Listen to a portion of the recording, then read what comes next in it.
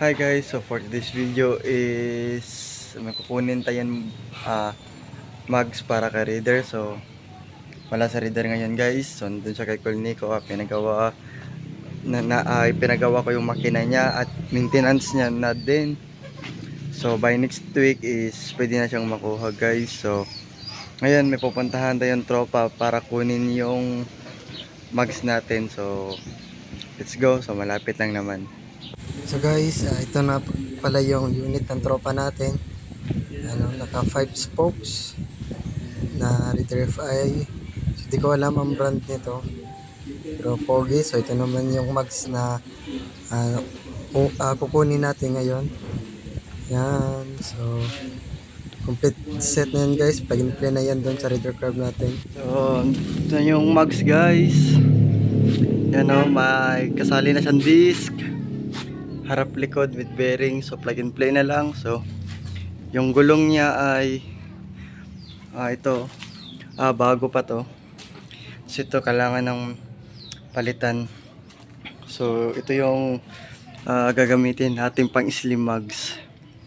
So lahat ng gulong nito ay maliliit. Tapos yung nakasalpak doon sa reader natin is yan yung lalagyan natin ng malaking gulong. Yan, 70-80. So gawin rin natin itong 60-80. Then ito is siguro 50-100 or 60-80 rin. Pan daily lang. So dito lang sa amin.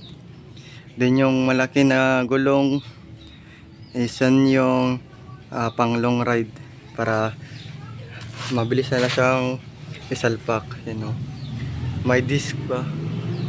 So okay pa yung disc niya guys. Then may bearing. So yung bearing is lalagyan ko lang ng WD-40. So plug and play na to. May spacer na rin sa loob. Yan. Try natin. Yan o. Yan. May spacer na sa loob. So dito rin. So halos plug and play na lang guys. So excited na akong makabito dun sa reader natin. Then excited na akong makita yung tindig niya. Wala pa ngayon sa reader guys kasi ginagawa pa siya. So yung issue niya is tumalon yung timing chain niya. Hindi ko alam kung bakit. Yan. So pero soon babalik na si reader dito. Yan. So hanggang dito na lang.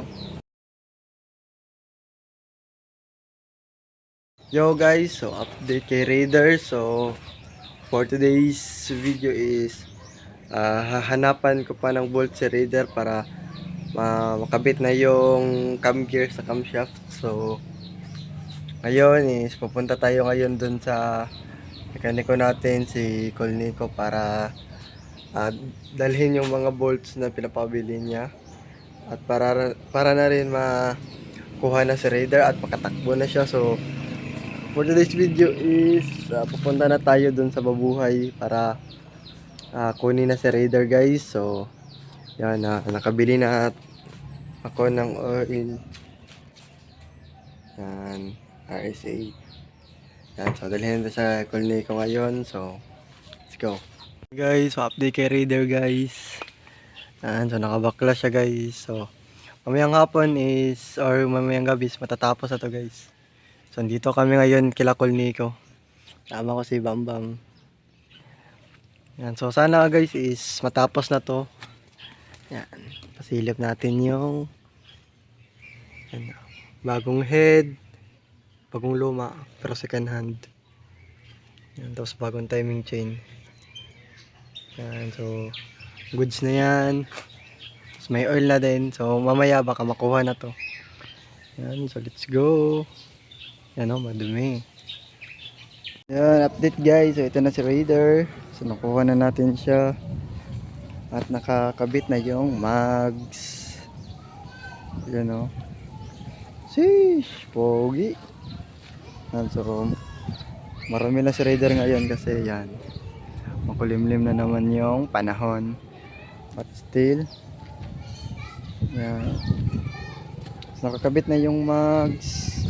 60-80 front rear na pang Gen 1 na mugs. So yung mugs nga pala ay pang Gen 1. So yung pang reborn na this yung kinabit ko dito kasi mas gusto ko tong design niya. So linis na lang to guys, then all goods na. Yan o. Yan, so update lang. So ito na sa Raider guys. And hanggang dito na lang yung vlog. Thank you for watching.